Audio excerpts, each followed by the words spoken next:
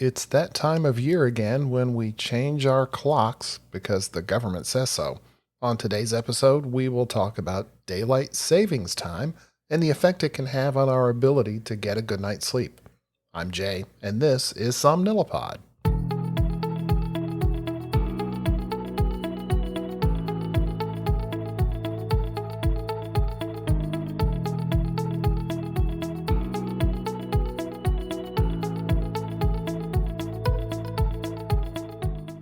Hello, everybody. Welcome back. I'm sorry to say that this is one of my two most dreaded days of the year. It's a day when we change our clocks.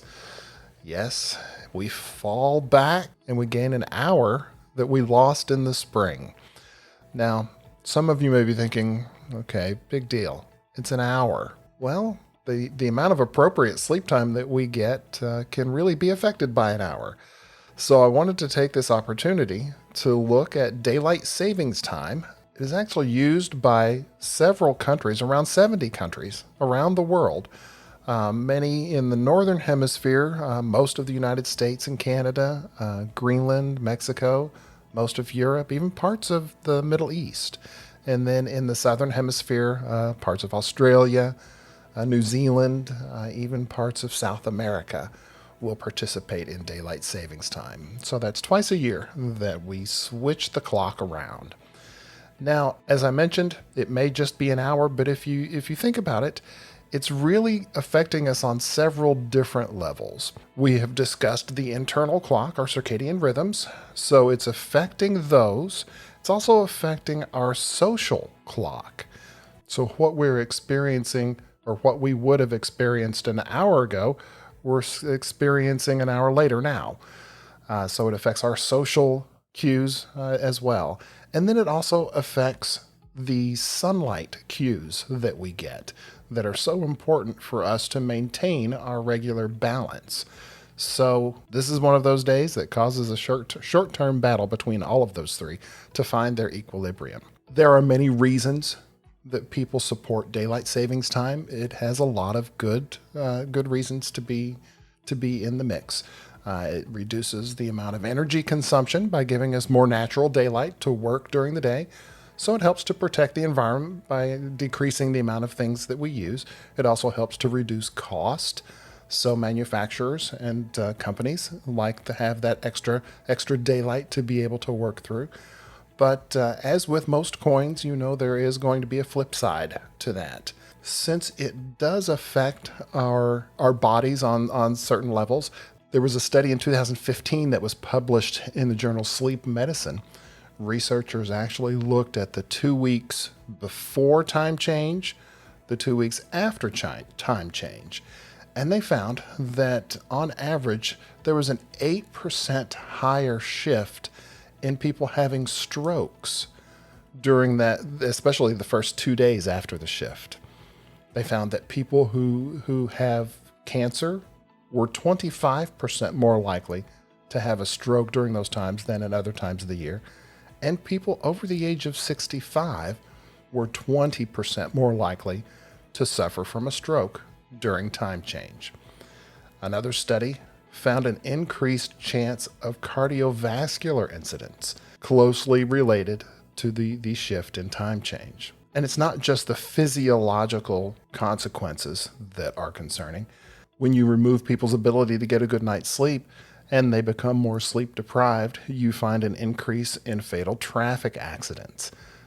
One study in 2020 found an increase by 6% during daylight savings time of fatal automobile accidents.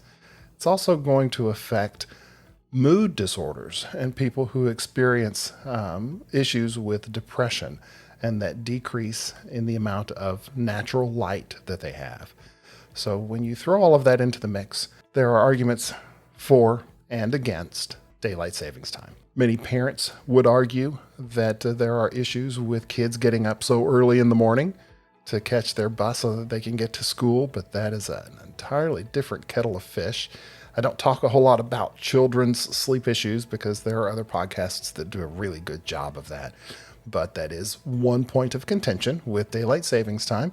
So if you want to know more about that, there's plenty plenty of information on the internet about it. Now, we have discussed whenever we are affected and whenever our sleep schedule is affected, how to best address those issues. So, once again, we will talk about the practice of good sleep hygiene. These are those things that you can do to help yourself sleep more consistently.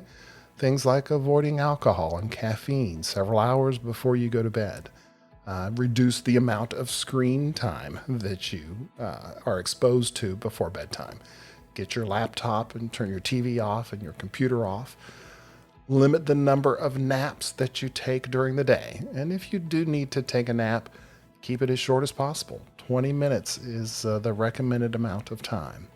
You also want to avoid heavy meals within a few hours of bedtime. That can also affect your ability to get and to maintain a good night's sleep. And all of that has to do with consistent routine. And as we have pointed out, when that routine is interrupted, it can have consequences. So one other thing that you want to try to do, since we are going to be experiencing less natural daylight, you want to try to spend as much time outside as you can. I know it will get chilly, but exposing yourself to natural light is going to be one of the better ways to help solidify your circadian rhythms.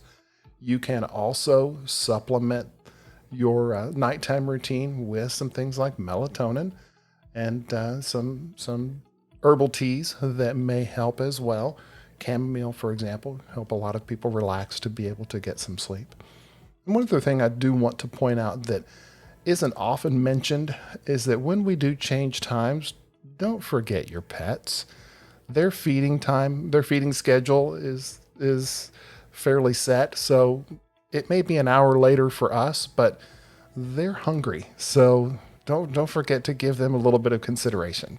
One of the things that researchers recommend that we do is to try to give ourselves some advanced warning before time change. So several days before, you want to try to give yourself 15 to 20 more minutes of a transition, either waking up earlier or going to bed later, so that you don't have to compensate for the full hour at a time. Now, we will have another episode like this in the spring because I'll be honest with you, I'm one of those people that is really affected by time change. Most researchers will say that it takes just a couple of days for people to adjust to a change like this, but it usually takes me a couple of weeks because my sleep cycle is really sensitive. I'm just sensitive. I'm a delicate flower. So this tends to affect me quite a lot. And I imagine that there are other people that it affects as well.